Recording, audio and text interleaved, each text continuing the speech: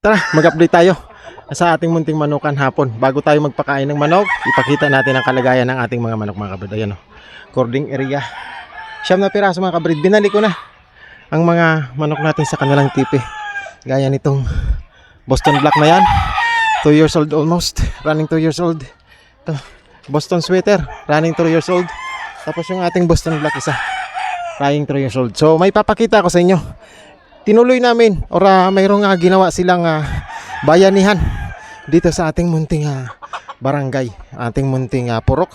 Nagsama-sama ulit ang mga boys, mga kapitbahay nating lalaki para gawin ang kalsada, para mapakinabagan ng lahat ng maayos, yung hindi tayo nadidisgrasya or hindi tayo nagpuputik-putik. So tara, samahan niyo ako, ipakita ko sa inyo yung kasalukuyang ginagawa. Yan puro dumi.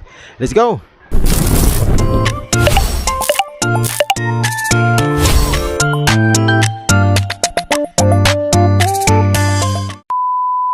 Mga kapatid, ang ating sitwasyon, yung bukal, ayan yung bukal. Dinagyan nila ng yung parang swimming pool na plastic. Diyan sila nagliligo-ligo, yan Mayroon silang mga table diyan, and then parang nila get together kasi napakainit nga ng panahon, uso yung ligo. So dito sa amin libre ang ligo kasi malakas ang balon dito. 2 balon yung lagi kong binablog mga kabrid na napakalinaw. Ayan, hindi matuyo-tuyo. So maganda pang vlog. Yung buhangin dito kabrid na tinambak namin na 14 piraso, yun ang ginamit namin doon sa paggawa ng aming development dito sa barangay. Ito yung una namin ginawa lumulubog. Yan, pantay na sa lupa. Samantalang nung ginawa namin yan, umbok na umbok yan. Ngayon lubog na. So ayan sila kabrid gumagawa yung mga kapitbahay natin. So tara, samahan niyo ako, ipakita ko sa inyo. Kanina pa ako gumagawa, ngayon lang ako nakapag-isip na kailangan ko palang i-upload yung ating video. So ipakita ko sa inyo ang ito kabrid, gagawin nating simento to. Ayan, tulong-tulong lang. Gagawin nating simento yung daanan para yung mga estudyante, mga taga rito, may mga motor, maaari na silang maka-access. Sa ngayon wala pa tayong budget galing sa barangay, pero nilapit na namin ito para ikabubuti ng kabarangay natin. Nilapit na natin, wala pa tayong approval or hindi pa binababa yung budget para dito kabrid, gaya ng mga buhangin, semento, ganun. Kasi ang ginagawa namin sa labor, kami na lang. So ito, nagkita-kita at nagsama-sama ang magkakapitbahay sa isang proyektor gawaing pambarangay mga kabrid, para sa ikauunlad ng ating munting purok, para sa may mga motor, para sa mga estudyante pumapasok, sa mga nanay na namamalingki, sa mga gustong tumagos dun sa kabila hanggang dito. Pag maganda nito, nagawa na natin ito mga kabrid, mas marami nang dadaan dito. So ayan si Boss John. Ayan si ating Boss John. Ang ating si Randy, Sir Tony. Ayan, konti lang kami kabrid. Tulong-tulong lang. Ayan ang ginagawa namin ngayon kasi ang target is makaunhan yung motor, makagawa yung motor kahit kukunti. Ayan kita nyo yung ginawa namin. Ayan. Sinsya na kayo kasi mga makahubad. Boss Tony. Ayan Mapogi Salamat. Ipakita ko muna to, yung nagagawa. Ito yung gagawin namin. Sa abot lang na makakaya, kailangan yan masiminto hanggang taas kabrid. Halo-halo. Kailangan ng masiminto yung pataas, tapos pantemporary, mas mapaganda na yung daanan ng tao. Baka sakaling kaya na ng motor makababa kasi marami kaming may mga motor dito. So sana makita ng barangay yung ginagawa nating pagsisipag. Sana mabigyan agad tayo ng budget sa ginagawa natin. Ang na to, 14 buhangin, 2 simento lang. 14 buhangin, 2 simento. Ayan, tulong-tulong kung sinong gustong humalo, kung sinong gustong tumambak. Ayan Ayan.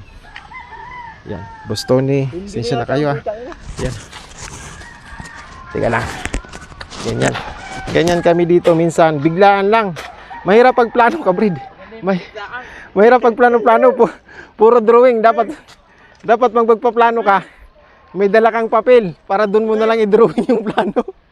Maganda yung instant kasi natutuloy. Pero pag kwentong misa, kwentong bote, wala, puro kwento. Kailangan pag magkikipag-inuman ka, may dala kang papel at lapis para doon mo na lang din isulat kasi kwento lang naman kabrid. So ito, nakita namin, may nagsimula, ayan, nagsulputan na lang, and then tulong-tulong na lang din. So 14 semento kabrid, yun lang na-provide namin. Mga tulong-tulong ito ng mga kaibigan natin doon, mga nag-provide kasi yung buhangin na yan galing kay Sir, yung kapatid ni Ma'am Inday. Ayan, yung bahay na yan nag-provide ng 1,000 para sa semento o sa buhangin. So dinagdagan lang namin ng konti. Naging kalahating elf o 1/3. So tinambak namin doon. Tapos ayan, nagsama-sama, gawa. Ganun lang. Ipon ulit. Ambag-ambag ulit, ipon ulit ng materyales. Tapos pag may oras ulit, gawa ulit. Ganun lang naman dito sa ating munting barangay. Ito, yung lugar po na ito is ano nga ba yung lugar na ito, bossing? Ano ba yung lugar na ito? Sitio Kapayas. Papaya Street. Papaya Street, kabrid. Tapos Dito sa Mabulo. Mabulo. Corner Mabulo. Oo. Mabulo. Parang boundary ng Mabulo tsaka Papaya. Ito yung dinidevelop natin. Ha? Balon Street na to. Balon Street. Papaya, Mabulo to, Mabulo. Mabulo. Mabulo yan. Oh. Balon eh. Ha? Balon. Hindi, walang doon, walang Google Map. Ang Google Map, Mabulo tsaka Papaya. Boundary tayo. Yung kabila, Mabulo. Ito, Papaya patong dito. So, boundary kami yung ginagawa namin. So, yung creek na yan, hindi namin pwedeng anuhin yan kasi batas yan na kailangan 3 metro away from the creek. Kailangan allowance tayo. So, dito tayo kumuha kasi binigyan tayo ng may-ari ng lupa nito na 1 metro. Kabilaan, tig 1 metro. So, pasalamat tayo. Yun ang dinidevelop natin mga kabrid. Yun ang dinidevelop natin para mapaayos yung munti nating lagayan. Ang outcome nito kabrid, or ang kabrid ang ginagawa namin. Ayan puro tayo pagod, simento. So, tumutulong. Walang dito. Walang bayad. Kung sino ang maluwag, siya yung magpapais-snack. Kung sino maluwag, yung tulong-tulong. Kasi lahat tayo magbibinipisyo. Lahat kami magbibinipisyo sa barangay. So, yung medyo nahihiya, tumutulong. Yung medyo may trabaho, naiintindihan naman namin. So, wala namang problema yan kasi maliit lang naman na bagay yan. Ang importante natin, magawa natin ng yung kaya naman nating ibigay para sa ikaunlad ng lahat. Ibigay na natin. Tulong-tulong, walang isipan kung sino yung available, walang problema. Basta ang importante, bukas o sunod na buwan, mayroong development mga kabit. So, tara, samahan niyo ako. Ipakita ko ulit sa inyo yung lugar. Pupunta. Uy, may nagdala na ng tubig, kabrid. Yung ating pinaka natin sa proyekto, yung may bahay niya si Ma'am Arlene, mga kabrid. So ayan. Pag dito ka, kabrid, tanaw mo yung backyard ko, ayun. Tapos ito kabrid, ang plano po nito, ang napag-uusapan namin, gagawin naming simento talaga to para ng mga motor, parkingan. Yung mga gustong mag-business, gustong mag-tricycle, pwede dito sila, kabrid. Walang dito, lahat mga kinabang. Wag lang yung may magbakod kasi iba na yon. Ang importante, kung gusto nilang mag-business, maglagay ng tricycle, magpilahan para sa ikabubuti ng pagbiyahe ng mga tao dito, walang problema yan. Lahat tayo, nagkakaisa kami dito sa mga bagay na ang makikinabang ay lahat, kabrid. So, basta pangkalatang, walang problema yan. So, ito. Tadi manager sila kamuti, kung siminto yan. So, ganun ang problema. Medyo siyempre, kadalasan naman yan sa problema natin. So, maliit na bagay, kabrid. Kailangan pagpasensyahan, pangunawaan, mas malalim ang pangunawa mo. Sa panahon ngayon, mas mahaba ang buhay mo. Pag mahiksi ang pasensya mo, antimano, mahiksi ang buhay mo dyan. So, kailangan malawak ang utak mo, pasensya, laging maliit na bagay, walang problema. Kahit ano pa yung, pag nakakaramdam ka ng kunting pagdidegrade nila sa iyo, kailangan mapangunawa ka, kabrid. Kailangan kung kabaitan is ibigay mo ang lahat sa kanila. So ayan, tulong-tulong. Ang sabi nila sa akin, kasi gumagawa ko, pre, i-vlog mo yung video natin para may update tayo, may tinitingnan kami. So para kahit paano may ipapakita tayo sa chairman pag maghihingi tayo ng mga budgeting, kasi hindi kaya, malaki pa to, hanggang doon pa yung sa dulo. So, yung kaya lang namin ang ginagawa namin, kabrid. So, sana ma-aprobahan or may magtumulong or may magaang ang loob na kabarangay mag-provide ng mga materyales kasi andito lang naman kami gawa ng gawa. Kasi hanggang doon yan, kabrid. Para yung mga motor nila makakababa, makakapag-parking sila dito kasi itong space na to, magiging simento yan. Ang plano namin magiging simento hanggang dito. Simento yan hanggang doon. So, anuhin natin yan, one take at a time, sinasabi, paunti-unti. Kung ano lang yung materialis mo, yun ang gagawin. Magiging ano yan, pilahan. Kung gusto nila mag-tricyclean dyan, walang problema. In the benefit of all the barangay, kung gusto nilang para mas ano, gusto nilang mag-tricycle or maglagay ng mga kung ano para sa lahat ng mga ikabubuti ng barangay Kabrit. Wala tayong ano dyan.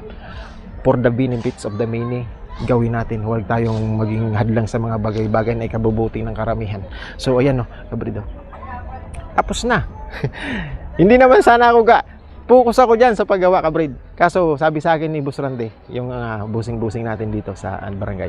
Kasi yun ang nag-coordinate sa barangay. Sila yung naghihingi ng permiso para gumawa dito. So siya yung kausap. So syempre siya yung respeto natin. So siya yung ano. Sabi niya sa akin, i-vlog mo ulit. So ayan, gumagawa na. Tapos na. So, ako naman, tapos na. Magpapakain ako ng manok. So, samahan niyo ako. Dan ulit tayo dun sa Boss Randy! Doon ako. Pakain ako ng manok. So, salamat. Aktuanan lang. Walang plano-plano, walang pagandahan. So, ipakita ko sa inyo yung mga banding-banding din ng mga girls dito sa barangay namin. Medyo masaya sila. So, yan. Tara, samahan niyo ako. Pakita ko kayo. Yan. Pakita ko yan. Yan sila. Yan. Parang picnic-picnic din sila. Picnic-picnic. Dalawang bukal, Kabrit. Siyempre. Parang kasama siya. So, salamat. Hanggang dito na lang, Kabrit, ang munti nating paglalathana. Ito. May mga shorts. Mag-prepare na tayo ng pagkain ng manok natin. So, switching lagi sa ating munting manukan.